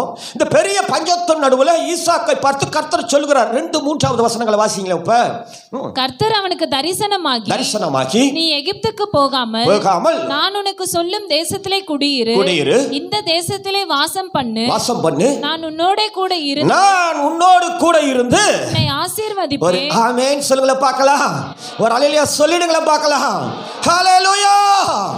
நான் சொல்கிறேன், எழுதுறவங்க எழுதிக்கங்க, வேதத்தை வாசிக்கிறவங்க மட்டும் வாசிங்க, இப்படி அத்தனை பேரும் அங்கே ஃபுல்பிட்டை பார்க்க. ஒரு ஆமென் சொல்லுங்களை பார்க்கலாம். குடும்பத்துக்காகவே கர்த்தர் நம்மோடு பேசணும். ஒரு ஆமென் சொல்லுங்களை பார்க்கலாம். நான் அதை கேட்கணும். ஒரு அல்லேலூயா சொல்லுங்களை பார்க்கலாம். நல்ல நல்ல வார்த்தைகள் ஏற்கனவே பேசியிருக்கிறாரு. இன்னும் அதை உறுதிப்படுத்துகிற சில வார்த்தைகளை நம் மத்தியில் நிச்சயமாய் நம்முடைய உள்ளத்தில் கர்த்தர் விதைப்பார். ஒரு ஆமென் சொல்லுங்களை பார்க்கலாம். தேசத்தின் சூழ்நிலையை பார்த்தா பஞ்சம், வாய்ப்பே இல்லை, வழியே இல்லை. ஆண்டவர் சொல்றார், ஈசாக்கை பார்த்து சொல்றாரு, ஏ அப்பா, நீ இந்த தேசத்திலே இரு, நான் உன்னோடு கூட இருந்து உன்னை ஆசீர்வதிப்பேன். ஒரு ஆமென் சொல்லுங்கள பார்க்கலாம். ஒரு அல்லேலூயா சொல்ல மாட்டேன்றீங்களே. பஞ்சகாலங்க பஞ்சகாலத்துல கர்த்தர் சொல்றவன் கூடவே இருந்து உன்னை ஆசீர்வதிப்பேன்னு சத்தியம் சாட்சி கொடுக்கிறது. 12வது வசனத்தை வாசிங்க பார்க்கலாம். அந்த தேசத்தில் விதை விதைத்தான். தேவ சத்தத்தை கேட்டான் பாரு, தேவனுடைய வார்த்தையை கேட்டான் பாரு. சூழ்நிலையை பார்க்கலாம, வாய்ப்பை பார்க்கலாம், வழியை பார்க்கலாம, எந்த நிலவரத்தை பார்க்காம தேவ சத்தத்தை கேட்ட ஈசாக்கை குறித்து சத்தியம் சாட்சி கொடுக்கிறது. எந்த தேசத்துல இருந்து சொன்னாரோ அந்த தேசத்துல விதைச்சானா, கர்த்தர் அவனை ஆசீர்வதித்ததினால் அந்த வருஷத்தில் 100 மடங்கு ஆமென் சொல்ல மாட்டேன்றீங்களே. ஒரு அல்லேலூயா சொல்லிடுங்களே பார்க்கலாம். ஏ அப்பா, கர்த்தர் சொன்னதை செய்கிற தேவன் என்பதை அவன் அறிந்திருந்தபடியினாலே அங்கேயே விதைக்கிறான். பஞ்சகாலத்துல கூட 100 மடங்கு ஆசீர்வாதம். ஒரு ஆமென் சொல்லுங்களே பார்க்கலாம். உலகத்துல மனுஷன் சொன்னா செய்யறானோ இல்லையோ, கர்த்தர் சொன்னா செய்வார். அம்மா ஐயா, கர்த்தர் சொன்னா செய்வார். ஒரு ஆமென் சொல்ல பார்க்கலாம். சூழ்நிலையை பார்க்காதே, பலவீனத்தை பார்க்காதே, கர்த்தருடைய வார்த்தையை பாரு. ஒரு ஆமென் சொல்ல பார்க்கலாம். பக்கத்தில் இருக்கிறவங்களை கையை பிடிச்சே இருக்கணும், கொடுத்துருப்பீங்க. இன்னொரு தடவை கையை பிடிச்சே, நீ பழுகி பெருகி விருத்தி ஆவப்பான்னு சொல்லி, உன் குடும்பம் பழுகி பெருகி விருத்தி ஆகும், சந்தோஷமா சொல்லுங்களேன். ஒரு அல்லேலூயா சொல்லிடுங்களே பார்க்கலாம். ஏன்னா சொன்ன ஒரு கர்த்தர். ஒரு ஆமென் சொல்ல பார்க்கலாம். ஒரு அல்லேலூயா சொல்லுங்க பார்க்கலாம். ஹல்லேலூயா. எப்பா இவன் பழுகி பெருகி விருத்தி ஆன ஒரு வசனத்தை அங்க எழுதி வச்சிருக்கிறாங்க. 13வது வசனத்துல வாசிங்க. அவன் ஐஸ்வர்யவானாகி வர விருத்தி அடைந்து மகா பெரியவனானான். ஒரு ஆமென் சொல்லிடுங்களே பார்க்கலாம். ஒரு அல்லேலூயா சொல்லிடுங்களே பார்க்கலாம்.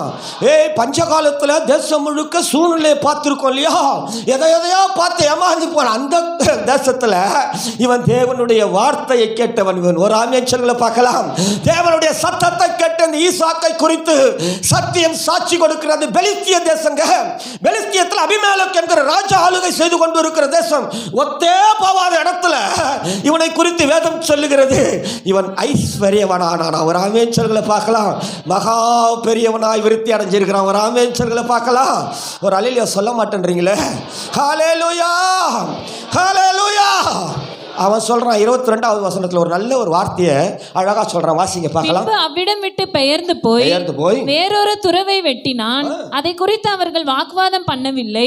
அப்பொழுது அவன், நாம் தேசத்தில் பலுகும்படிக்கு, பாருங்க, நாம் தேசத்தில் பலுகும்படிக்கு இப்பொழுது கர்த்தர் நமக்கு இடம் உண்டாக்கினார் என்று சொல்லி அதற்கு ரெகோபோத் என்று பெயரிட்டார். ஒரு அல்லேலூயா சொல்லிடுங்களா பார்க்கலாம். ஒரு ஆமென் சொல்லுங்களா பார்க்கலாம். தேசத்திலே பலுகும்படிக்கு கர்த்தர் நமக்கு இடம் உண்டாக்கினார். ஒரு ஆமென் சொல்லுங்களா பார்க்கலாம். எந்த சூழ்நிலையில் சொல்றான் தெரியுமா? பெலிஸ்தியர் எதிர்க்கிறார்கள், பெலிஸ்தியர் வாக்குவாதம் பண்ணுகிறார்கள். இவன் பெரிய ஆளாக பார்த்து பிடிக்காதவங்க பிடுங்கணும்னு நினைக்கிறாங்க. வன்கண் பொறாமை பயங்கரமா கிரியை செய்கிறேன். அந்த ஜனங்களுக்கு மத்தியிலே இப்போ ஸ்டாண்டர்ட் ஆன பிறகு சொல்றான், கர்த்தர் தேசத்தில் நாம பலுகும்படிக்கு நமக்கு ஒரு இடம் உண்டாக்கிட்டாரு. ஒரு ஆமென் சொல்லுங்களா பார்க்கலாம். ஒரு அல்லேலூயா சொல்லுங்களா பார்க்கலாம். சத்தியத்துக்கு சாட்சியாய் சத்தியத்தை சார்ந்து சொல்லுகிறேன். கடந்த நாட்கள் உங்களை யாரெல்லாம் விரோதிச்சாங்களோ, யாரெல்லாம் உங்களை பகைச்சாங்களோ, இப்படி சொல்றேன், யாரெல்லாம் நீங்க இல்லாமலே போகணும்னு நினைச்சாங்களோ, அவர்கள் கண்களுக்கு முன்பாக உங்களை பலுகி பெருக வைப்பதற்காகவே என் தேவன் 2024 உங்களுக்காக அனுப்பி இருக்கிறார். உங்கள் மீது இறக்கி இருக்கிறார். ஹல்லேலூயா, ஹல்லேலூயா. ஏன் இந்த வருஷத்துல நான் ஜீவனோடு கடந்து வந்தேன், இந்த புதிய ஆண்டுக்குள்ள பிரவேசித்து முதல் குடும்ப ஆராதனைக்குள்ள குடும்பமா வந்து அமர்ந்து இருக்கிறேன்னு பிளான் இருக்குது பிரதர்.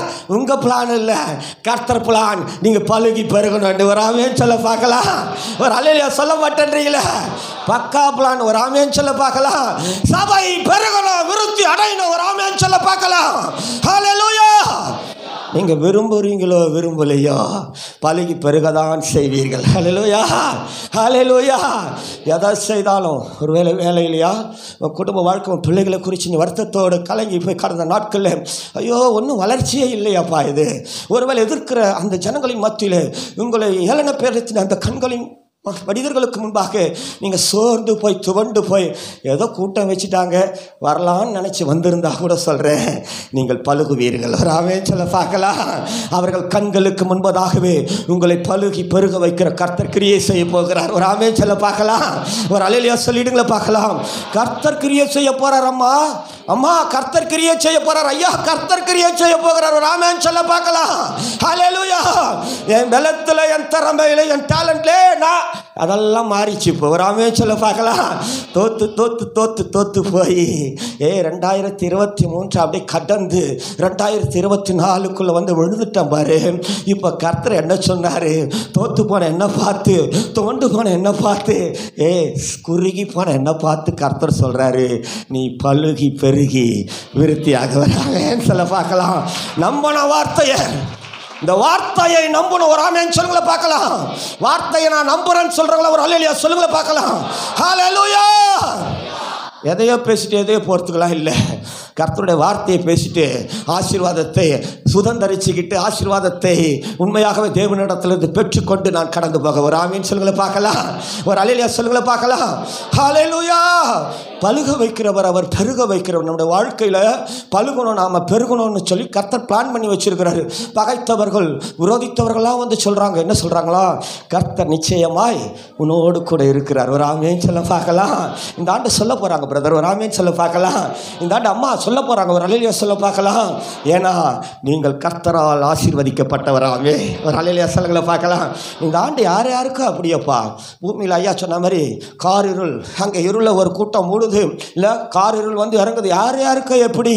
ஆனால் என் மேலே இந்த கொறுக்குப்பட்ட இயேசு நம்மோடு திருச்சபையின் மேலே கர்த்தர் உதிச்சு சொல்கிறாரு, நீ பழுகி பெருகி நீ விருத்தி ஆவேன்னு கர்த்தரே வாக்கு பண்றாரு. ஒரு ஆமென் சொல்ல பார்க்கலாம். ஒரு அல்லேலூயா சொல்லிங்கள பார்க்கலாம்.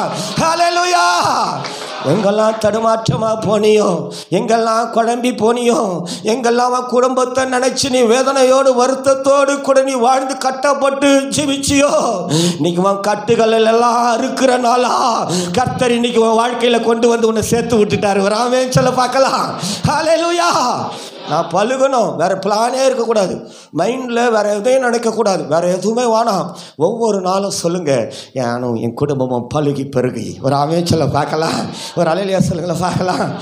அப்பா நான் நினைக்கலப்பா, தூக்கத்தில் கூட நான் நினைக்கல என் குடும்பத்தோடு வாழுவேன்னு. என் தூக்கத்தில் கூட நினைக்கலம்மா. தூக்கத்தில் சொல்லுவாங்க இல்லையா, கனவுல தூக்கத்தில்னு, அதை கூட நினச்சி பார்க்கல. என் மனைவி பிள்ளைகளோட நான் நல்லா இருப்பேன்னு சொல்லிட்டு ஒரு நாளும் நினச்சதே கிடையாது. எங்கள் அப்பா சொல்லுவார், எங்கள் அப்பா கைரேகை பார்ப்பாங்க அடிக்கடி. ஜெயிலில் நல்ல சென்ட்ரல் கவர்மெண்ட் சர்வெண்ட், அவர் போஸ்ட்டில் ஒர்க் பண்ணிட்டு இருந்தவங்க. கைரேகை ரொம்ப பார்ப்பாங்க, ரொம்ப பார்ப்பார். அடிக்கடி நைட்டில் உட்காந்து ஒரு மாதிரிலாம் பண்ணிவிட்டு காலையில் எழுந்துச்சி ஒரு 4-5 பேருக்கு சொல்லிவிட்டு அதுக்கப்புறமா தான் வேலைக்கு போவார். நான் நிறைய தடவை பார்த்துருக்குறேன் எங்கள் அப்பாவை. பார்த்துட்டு சிலதெல்லாம் நடந்துச்சுன்னு சொல்லிட்டு என்னமா சொல்லிட்டு போவாங்க. அப்படிப்பட்ட எங்கள் அப்பா 19 வயசில் ஜெயிலுக்கு போயிட்டோம் பாருங்கள். அடிக்கடி என்னை வந்து பார்ப்பார். பார்த்துட்டு என் கையை நிட்டுறான்னு பார்த்துட்டு அழுதுட்டு போவார். எனக்கு ஒன்றுமே விளங்காது. ரொம்ப நாளாக கேட்டிருக்கிறேன், என்னை பார்த்து அழுதா பரவாயில்லப்பா, என் கையை பார்த்து ஏன்ப்பா அழுதுட்டு போகிறீங்க? சொல்லவே இல்லை எங்கள் அப்பா. சொல்லாமே போயிட்டார். கடைசி நாட்கள் வரக்கூடாத போது எங்கள் அப்பா சொல்லிட்டாரு, இந்த இடத்துல ஆயுள் ரேகைன்னு சொல்லிட்டு ஒரு ரேகை ஓடுதுரா. இந்த ரேகை சொல்லுது 33 வயசில் நீ செத்து போயிடுவேன்னு சொல்லிட்டு இந்த ரேகை சொல்லுதுறான்னு சொல்லிட்டு எங்கள் அப்பா சொன்னார். சொல்லிட்டு இப்போ எனக்கு ஷாக் ஆகி போச்சு. நான் 19 வயசில் ஜெயிலுக்கு போயிட்டு இப்போ 31 வயசில் தான் ஜெயிலை விட்டு நான் வெளியில் வந்தேன். என்னுடைய சாவின் நாட்கள், என்னுடைய மரணத்தின் நாட்கள் எங்கள் அப்பா சொல்கிறாரு, நான் 33 வயசில் நீ செத்து போயிடுவேன். அதுக்குள்ளே எனக்கு 2 குழந்தைகள் ஆகிப்போச்சு. இப்போ என் குடும்பத்தை நான் வாழ வைக்கணும். இதுதான் என்னுடைய ஒரே பிளான். 2 வருஷம் தான் நான் பூமியில் இருக்க போகிறோம். ஒரே பிளான். எனக்கு ரேகை சொல்லுது, எங்கள் அப்பா சொல்லிட்டாரு, நல்லா ஜாதகம் பார்க்குறேன். எங்கள் அப்பா சொன்னவர், நீ 33 வயசில் செத்து போயிடுவானு. அதனால நானே பார்த்து பிரமித்த எங்கள் அப்பா சொன்ன அந்த வாக்குக்கு நான் பயந்து போயிட்டு 2 வருஷத்துக்குள்ள என் மனைவி பிள்ளைகளை குடும்பத்தை சேஃப்டியாக சேர்த்துணும் சொல்லிட்டு எவ்வளோலாம் ஷார்ட்கட் இருக்குதோ அத்தனை ஷார்ட்கட்லேயும் போனவன் அம்மா. நான் ஒன்றுமே நடக்கலை. கிட்னி போச்சு. அவ்வளவு பாடுகள், அவ்வளவு வேதனைகள், அவ்வளவு நெருக்கங்களை தான் அனுபவித்தேன். எங்கள் அப்பா சொன்ன அந்த 33வது வயசு வந்துடுச்சு. உண்மைதான். உலகத்துக்கு செத்து நீதிக்கு பிழைக்க கர்த்தர் சபையில் கொண்டு வந்து சேர்த்துட்டார். அம்மா ஐயா, கர்த்தர் சபையில கொண்டு வந்து சேர்த்தார். என்னைக்கு சபையில் நான் இணைக்கப்பட்டேனோ, சபையின் குடும்பமாய் நான் மாற்றப்பட்டேனோ, இன்னைக்கு தெளிவா சொல்லுவேன், 56 வயதை கடந்து போய் கொண்டிருக்கிறேன். ஹல்லேலூயா. எல்லாத்தையும் மாத்திடுவாரு. ஏன்னா இந்த குடும்பத்தின் தலைவர் இயேசு ஒருவர் மாத்திரம்தான். ஹல்லேலூயா. வேற எதையும் மைண்ட்ல வைக்காத. வார்த்தையை மாத்திரம் நீ நினைத்து பார். உன் வார்த்தைக்கு மாத்திரம் நீ முதலிடம் கொடுத்தது. தேவனோட வார்த்தை சொல்லி இருக்குது. உன் சூழ்நிலை சாதகமே இல்லை, பரவாயில்லையே, வாய்ப்பே இல்லை, பரவாயில்ல, வழி திறக்குமான்னு பார்த்தா வழியே இல்லை, பரவாயில்ல. உனக்கு தெரியுமா, அவர் யோர்தானை பின்னிட்டு போக வைத்தவர், அவர் செங்கடலை புலந்தவர், அவர் ஒரு ஆமென் சொல்ல பார்க்கலாம். சபைக்காகவே கிரியை செய்கிற கர்த்தர், அவர் ஒரு ஆமென் சொல்ல பார்க்கலாம். ஹல்லேலூயா. அவர் சொன்னதுதான் ஒரு ஆமென் சொல்ல பார்க்கலாம். ஹல்லேலூயா. எந்த நோக்கத்துக்காக கர்த்தர் சொன்னாரோ நிச்சயமாய் அதை நிறைவேற்றுகிறவர். ஹல்லேலூயா. அன்னைக்கு ஈசாக பார்த்து அவர் சொன்னாரப்பா, இந்த தேசத்தில் நீ இந்த தேசத்தில் நீ இருந்தினா நான் உன் கூடவே இருந்து உன்னை ஆசீர்வதிப்பேன். சொன்னதன் பிரகாரமாகவே அவனை ஆசீர்வதித்து அவனை ஐஸ்வர்யமானாய் மாற்றி மகா பெரியவனாய் கர்த்தர் ஈசாக்கின் குடும்பத்தை ஆசீர்வதித்து இருக்கிறார். ஒரு ஆமென் சொல்ல பார்க்கலாம். ஒரு அல்லேலூயா சொல்லுங்களேன் பார்க்கலாம். ஹல்லேலூயா. இதுக்கு நடுவில் ஒரே ஒரு சப்ஜெக்ட், ஒரு 5 நிமிஷம் 10 நிமிஷம் முடிச்சிடறோம் பாருங்க. அந்த ஒரே ஒரு காரியத்தை மாத்திரம் தான் கர்த்தர் விரும்புகிறார். ஆண்டவர் ஈசாக்கு கிட்ட நிறைய விஷயங்களை சொன்னார். நிறைய விஷயங்களை சொல்லிட்டு இந்த ஆசீர்வாதத்தை எல்லாம் கொடுக்கிற பொழுது தேவன் சொன்ன ஒரு வார்த்தையை மாத்திரம் வாசிக்கிறேங்க. அவர் ஆதியாகமத்தின் புத்தகம் 26வது அதிகாரத்தில் வாசிக்கிறீங்க. அந்த 24வது வசனத்தை வாசிக்கிறீங்க பார்க்கலாம். அன்று ராத்திரியிலே கர்த்தர் அவனுக்கு தரிசனமாகி, நான் உன் தகப்பனாகிய ஆபிரகாமுடைய தேவன், பயப்படாதே, நான் உன்னோட கூட இருந்து என் ஊழியக்காரனாகிய ஆபிரகாமின் நிமித்தம் உன்னை ஆசீர்வதித்து சந்ததியை பெருக பண்ணுவேன் என்றார். சொல்லுங்க பார்க்கலாம். நல்ல வார்த்தை ஆண்டவர் சொல்றாரு. விதேசத்தில் பழுகும்படிக்கு எனக்கு இடம் உண்டாக்கிட்டார். ஒரு ஆமென் சொல்லுங்களை பார்க்கலாம். இந்த 2024 நான் பழுகி பெருகுவதற்காகவே விருத்தி அடைவதற்காகவே கர்த்தர் உண்டாக்குனார்னு சொல்கிறவங்களாம் ஒரு அல்லேலூயா சொல்லுங்களை பார்க்கலாம். உண்டாக்குன தேவன் சொல்கிறாரு, நான் கூடவே இருந்து உன்னை ஆசீர்வதிக்க போகிறேன். ஒரு ஆமென் சொல்லுங்களை பார்க்கலாம். அதனால முதல்ல சொல்கிறார், எப்பா பழுகி பெருக இடம் உண்டாக்கிட்டாருன்னு சொன்னல, நீ நான் கூடவே இருப்பேன்னு சொல்லியிருக்கிறல்ல, அதனால நீ என்ன பண்ணுற, பயப்படாத. ஒரு ஆமென் சொல்ல பார்க்கலாம். சிம்பிளாக சொல்கிறார், நீ என்ன பண்ணாத, நீ பயப்படாத. ஒரு அல்லேலூயா சொல்லுங்கள பார்க்கலாம். ஐயா அதை வேற மாதிரி சொன்னாங்க, எங்கே பயப்படணும்னு சொன்னாங்க, இங்கே ஆண்டவர் சொல்கிறாரு பயப்படாத. ஒரு ஆமென் சொல்லுங்கள பார்க்கலாம். ஒரு அல்லேலூயா சொல்லுங்கள பார்க்கலாம். அம்மா, இன்னைக்கு குடும்பங்கள் இன்னைக்கு சீரழிஞ்சு போகிற குடும்ப நல்லவரங்கள் இன்னைக்கெல்லாம் சிதைக்கப்படுகிற ஒரு காரியம் எங்கன்னு சொன்னால் பயம்தான். பயந்தாம்மா. பயம் பலவித ரூபத்தில் இறங்கி இன்னைக்கு குடும்பங்களை தலைகீழாக மாற்றி விட்டுருது பாருங்க. பயத்தினாலே இன்னைக்கு எத்தனை குடும்பங்கள் பாவத்துக்குள்ள, பயத்தினாலே இன்னைக்கு எத்தனை குடும்பங்கள் மரணத்தை நோக்கி, பயத்தில் கட்டப்பட்டு பயத்தினாலே எத்தனையோ குடும்பங்கள் அசிங்கமா அவமானமா இன்னைக்கு தேவனுடைய நாமத்தை தூஷிக்கிற குடும்பங்களா இன்னைக்கு வாழ்ந்துகிட்டு இருக்குது. தெரியுங்களா? ரொம்ப பேருக்கு தெரியாது. பயம் வந்தா கூட இன்னொன்று வருது. 1 யோவானின் புத்தகம் 4வது அதிகாரம் 18வது வசனத்தை வாசிச்சா ஒன்று வருதான். இயேசுவின் மார்பிலே சாய்ந்திருந்த இயேசுவுக்கு அன்பான சீஷன் சொன்ன ஒரு வார்த்தை, அன்பிலே பயம் இல்லையா? பூரண அன்பு பயத்தை புறம்பே தள்ளும். பயமானது வேதனை. பாருங்க, பயம் வந்தா என்ன வருது? இப்ப வேதனை வருது. அம்மா, பலுகி பெருகி விருத்தியாக வேண்டிய என்னுடைய வாழ்க்கையில இருக்கக்கூடாத ஒன்னே ஒண்ணு பயம் ஒன்று மாத்திரமே. ஒரு ஆமென் சொல்லுங்கள பார்க்கலாம். இந்த ஆண்டின் துவக்கத்தில் குடும்பத்துக்குள்ள இருக்கக்கூடாத ஒன்று பயம் ஒன்று மாத்திரமே. ஒரு ஆமென் சொல்ல பார்க்கலாம். ஆசீர்வாதத்தை சுமக்க வேண்டிய நீ பயத்தை மாத்திரம் வச்சுக்காத. பயம் வந்தா கூட என்ன வருதா? வேதனை வருதா? ஒரு அல்லேலூயா சொல்லிடுங்கள பார்க்கலாம். வேதனையை சுமப்பதற்காக அல்ல இந்த ஆண்டு, நான் விருத்தி அடைவதற்காக இந்த ஆண்டு. ஒரு ஆமென் சொல்ல பார்க்கலாம். நான் பலுகி பெருகுவதற்காக இந்த ஆண்டு. ஒரு ஆமென் சொல்ல பார்க்கலாம். வேதனைகள் மாற்றப்படுகிற ஆண்டு இது. ஒரு ஆமென் சொல்ல பார்க்கலாம். என் அவமானங்கள், அசிங்கங்கள், இப்படி சொல்றேன் பிரதர் சிஸ்டர், என் தலையெழுத்தையே மாற்றணும்னு தேவன் தீர்மானித்த ஆண்டு இது. ஒரு ஆமென் சொல்ல பார்க்கலாம். என் குடும்பத்தை உயர்த்தணும்னு நினைச்ச ஆண்டு இது. ஒரு ஆமென் சொல்ல பார்க்கலாம். இந்த ஆண்டுல நான் பயத்தை சுமக்க மாட்டேன். ஒரு ஆமென் சொல்ல பார்க்கலாம். ஆண்டவர் ஈசாக்குக்கு சொல்றாரு, அதை தான் சொல்றாரு. அப்பா, நான் கூடவே இருந்து உன்னை உயர்த்திக்கிட்டே தானே வரேன், நடத்துறேன் இல்லையா? உன்னை கொண்டு வந்து பழுகி பெருகிற இடத்துல கொண்டு வந்து விட்டுட்டேன்னு நீ பயப்படாத. ஒரு ஆமென் சொல்ல பார்க்கலாம். பயப்படாதீங்க அம்மா, பயப்படாதீங்க. எந்த நிலவரத்தை கண்டும் பயப்படவே கூடாது. ஒரு ஆமென் சொல்ல பார்க்கலாம். எனக்கு ரொம்ப பயம். என்னன்னா, சாப்பாட்டுக்கு வழி இல்லைங்க. சாப்பாட்டுக்கு வழி இல்லாமல் திருச்சாவைக்குள்ளே வந்தவன் நான். சோத்துக்கு வழி இல்லாமல் திருச்சி. அதனால் ஒரு காரியம் பண்ணுவோம். என்ன காரியம் பண்ணுவேன்னா, இந்த பிரசங்க வேலைக்கு முன்பதாக அறிவிப்புன்னு ஒரு பகுதி வருது பார்த்தீங்களா, அதை கவனமாக என் பசங்களை விட்டு கேட்க சொல்லுவேன். அங்கே தான் அறிவிப்பு பகுதியெலாம் சொல்லுவாங்க. எந்த வீட்டில் இந்த வாரம் கூட்டம், எந்த இடத்துல கூட்டம், எந்த இடத்துலலாம் சபையினுடைய காரியங்கள், சபையில் நடக்கிற காரியத்தை மாத்திரம் கவனமாக கேட்டு எழுதி வச்சுக்குவோம். எங்கெல்லாம் கூட்டம் நடக்குதோ அங்கெல்லாம் அப்படியே குடும்பமாக நாங்கள் போய் உட்காந்துக்குவோம். அல்லேலூயா. வெக்கப்படாமல் சொல்கிறேன். ஒருவேளை சாப்பாட்டுக்காகவே கர்த்தரை தேடினவங்க நாங்கள். அல்லேலூயா. போனால் ஒரு டீ குடித்தா என்ன, ஒரு டீ பிஸ்கட் சாப்பிட்டா ஒரு நாள் ஆசீர்வாதமாக ஓடிடுமே. போனால் ஏதாச்சும் கொடுத்தாங்கன்னா, அன்றைக்கி மிக்சர் கொடுத்தாங்கன்னா அன்றைக்கி நைட்டு தள்ளி இல்லாமல் சொல்லிட்டு, ஏன்னா பயம் எனக்கு என்னன்னா, என் பசங்களுக்கு சாப்பாடு போட முடியல, பயம் எனக்கு. சாப்பாடு இல்லாமல் இதுங்க ஒரு மாதிரி ஆகிட போகுது, எங்கன்னா போய் சீரழிஞ்சிட போகுதுன்னு சொல்லி அந்த பயம்தான்.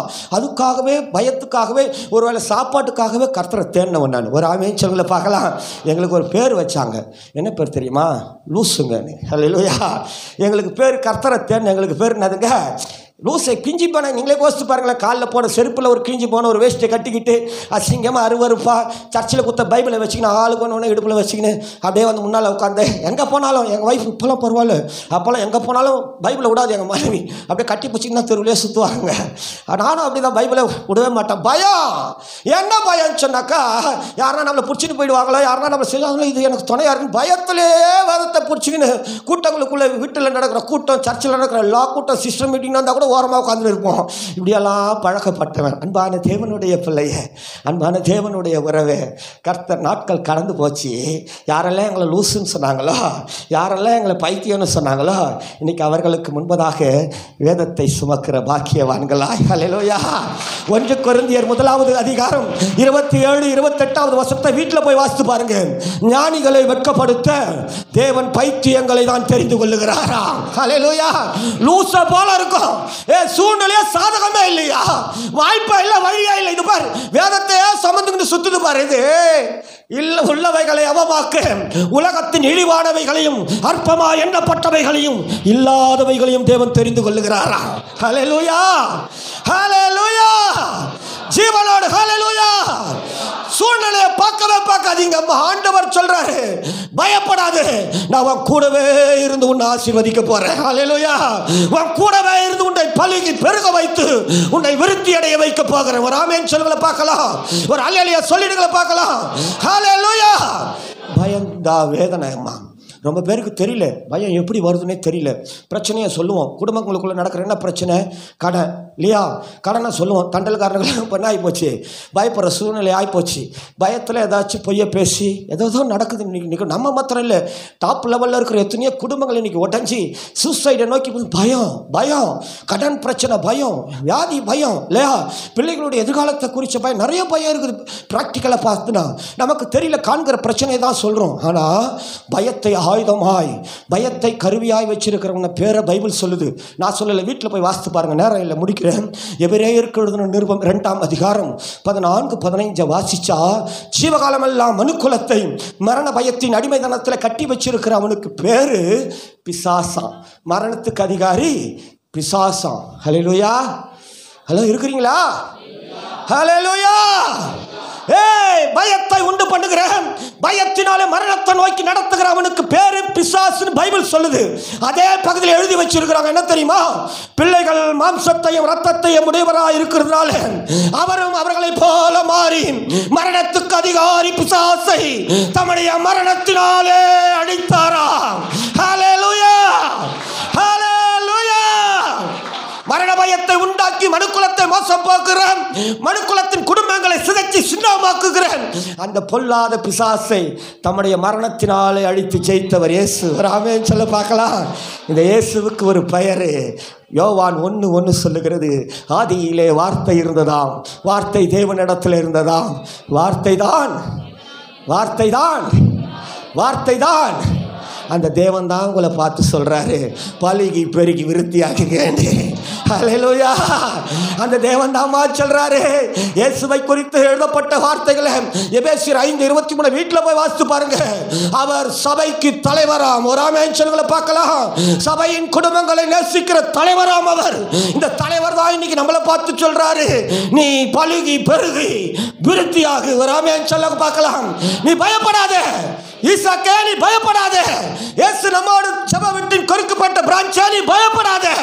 நான் அவன் கூடவே இருந்து உன்னை நான் ஆசீர்வதிக்க போகிறேன். ஹல்லேலூயா. நான் பார்க்க வேண்டிய ஒன்றே ஒன்று தான், இந்த வார்த்தையை மாத்திரம் தவறாமேன்னு சொல்ல பார்க்கலாம். அன்பான தேவனுடைய பிள்ளைய, இந்த வார்த்தையை பாரம்மா. உன் கையில் இருக்கிற வேதம் இல்லையே ஏறப்பட்டதம்மா. சும்மாலாம் இந்த வார்த்தையை கொடுக்கல. எவ்வளோ தியாகங்கள் சபைக்காக இந்த வார்த்தையை கொடுங்க கொடுங்கன்னு சொல்லி ஜெபித்து ஜெபித்து ஜெபித்து ஐயா எடுத்த அந்த வார்த்தையை தான் நானும் இன்னைக்கு உங்கள் மத்தியில் சொல்கிறேன். பலுகி பெருகி விருத்தியாகுங்கள். வராமேன்னு சொல்லுங்களை பார்க்கலாம். நிச்சயமாகவே கர்த்தர் விருத்தியாக்குகிறவர். வராமேன்னு சொல்லுங்களை பார்க்கலாம். ஒரு அலையில சொல்லுங்களை பார்க்கலாம். உண்மையாகவே உண்மையாகவே தேவனை மாத்திரமே, தேவனுடைய வார்த்தையை மாத்திரமே நம்புகிறேன். எவருடைய வாழ்க்கையிலேயும் சத்தியம் சாட்சி கொடுக்கிறது. சகல பிரஸ்தாபத்தை பார்க்கிலும் தேவன் தம்முடைய வார்த்தையை மகிமைப்படுத்தி வச்சிருக்கிறாரா. ஹல்லேலூயா, ஹல்லேலூயா. இந்த வார்த்தையிலே ஜீவனும் வல்லமையும் உண்டு. ஹல்லேலூயா. இது சொன்னா ஏசாயா 55:11 சொல்லுகிறது, எந்த நோக்கத்துக்காக தேவன் தம்முடைய வார்த்தைகளை அனுப்புகிறாரோ அது நிச்சயமாய் வாய்க்குமா. ஆமென் சொல்ல பார்க்கலாம். இந்த ஆண்டு உங்களுடைய தலையெழுத்தை மாற்ற வேண்டும் என்பதற்காக குறுகி போய் சுருகி போய் நொறுங்கி போய் கிடக்கிற உங்கள் குடும்பங்களை கட்டி எழுப்புவதற்காக இந்த உலகத்தில் எனக்கு ஒரு வழி கிடைக்காதா, வாய்ப்பு கிடைக்காதா, என் தலையெழுத்து மாறாதான் சொல்லி அங்கலாய்த்து புலம்பி தவித்து உங்களுடைய கண்ணீரின் நாட்களை மாற்றுவதற்காகவே இந்த 2024 உங்க குடும்பங்களை செழிக்க வைப்பதற்காகவே என் தேவன் கொடுத்த வாக்கு. அம்மா, நீ பலுகி பெருகி நீ விருத்தியாக வேண்டும் என்பது தேவன் கொடுத்த வாக்கு. தேவன் கொடுத்த வாக்கு.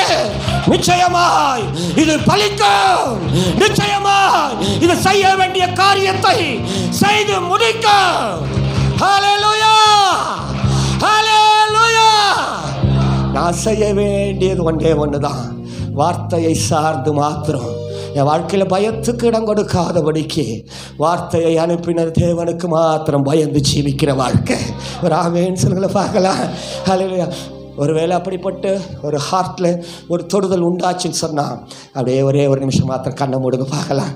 ஒரே ஒரு நிமிஷம் மாத்திரம். ஆண்டவரே, நான் பயப்பட மாட்டேன்.